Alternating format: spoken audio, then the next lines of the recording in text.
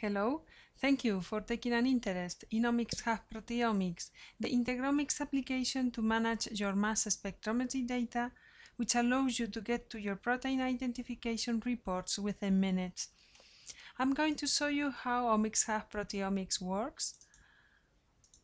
I'm going to use my credentials to log in. And now we are going to see the home page. Here we have it. We have three groups of icons. Here we have the basic group. In here we have some interesting tools. I will mention some of them later. And in here we have what we call the workflow.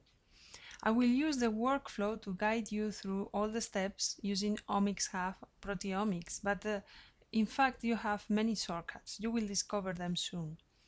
Here in the home page we have all of our recent activities, and we also can include some favorite experiments.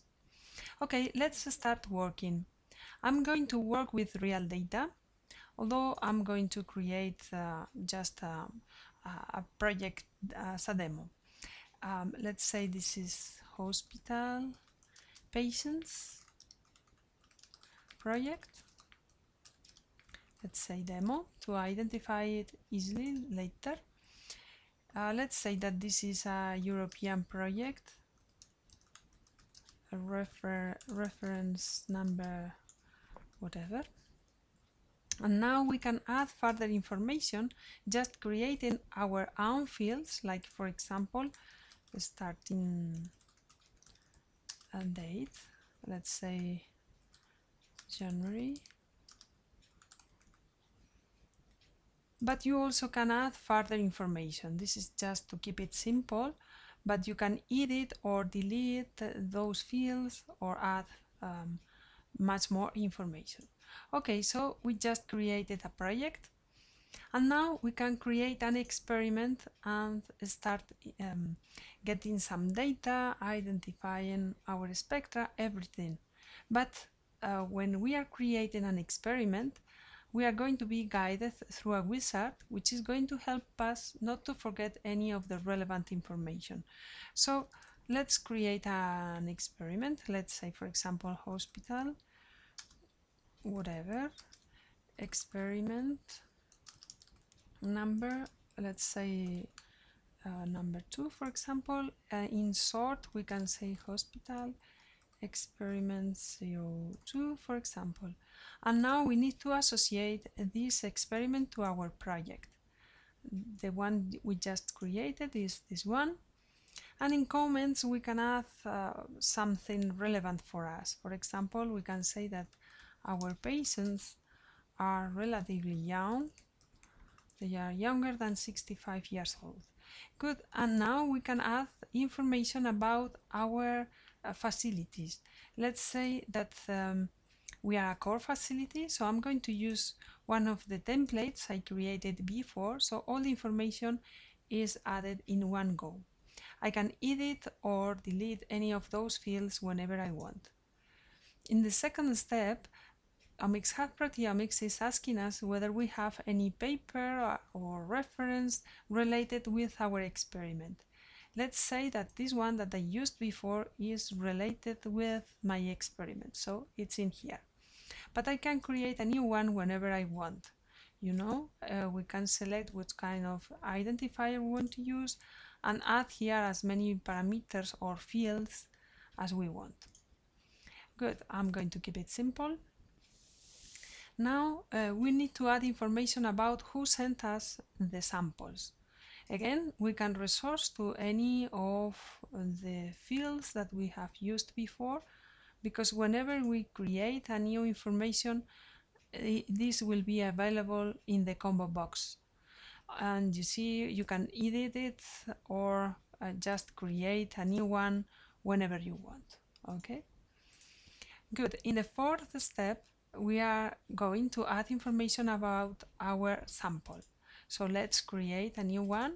Let's say that our sample is sample number 0223, something like this.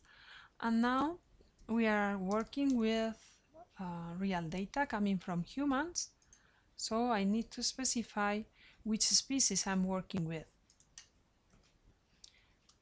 Okay, so here it is. I just need to click in there. I'm going to emphasize that they are younger than 65 years old. Okay, and now we need to add further information about that sample. Now I'm going to use some ontology parameter. You see, you have a list of 75 controlled ontology vocabulary or controlled vocabulary ontologies. They are enlisted in here. But the most used ones, the more common ones, are in here already. So for this example, I'm working with brain cortex. So in here it is.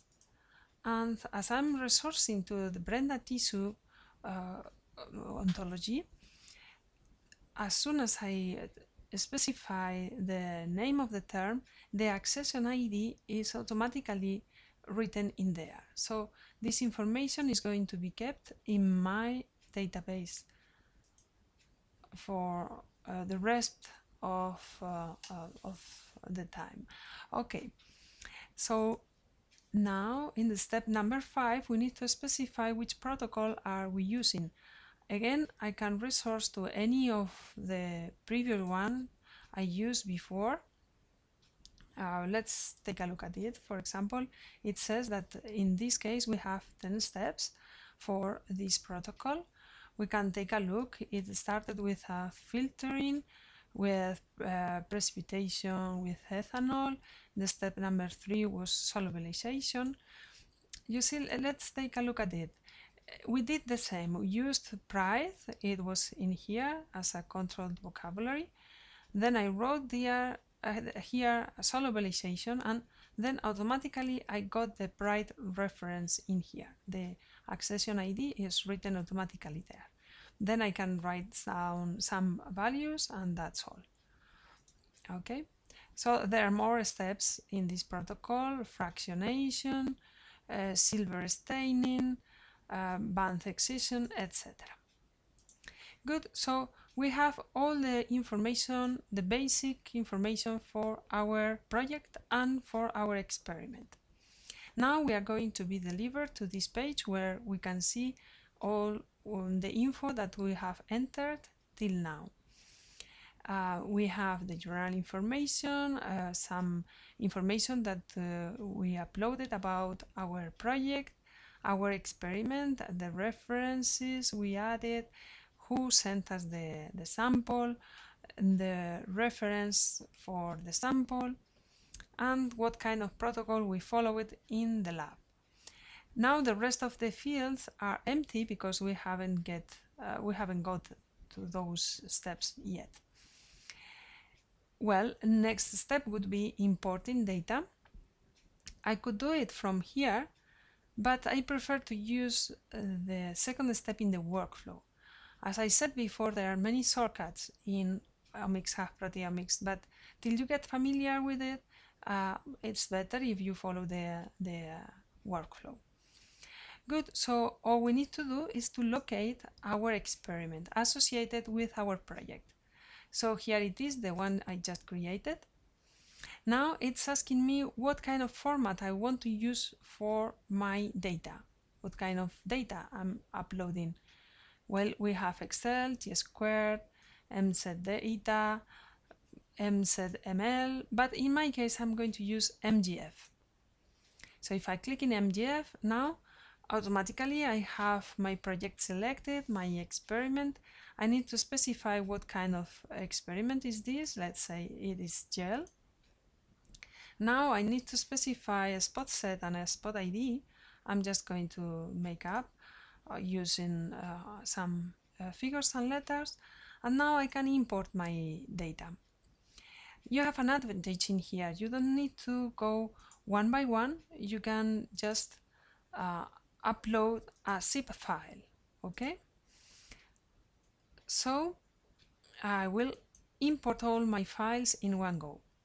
Well, whenever I do this, I get this warning or this information box from OmicsHub Proteomics telling me that the importation process is going to be executed in the background. That means that I can keep working while the importation process is being developed. So automatically we are going to be delivered to the console. Notice that this is an icon, so we can access to the console whenever we want.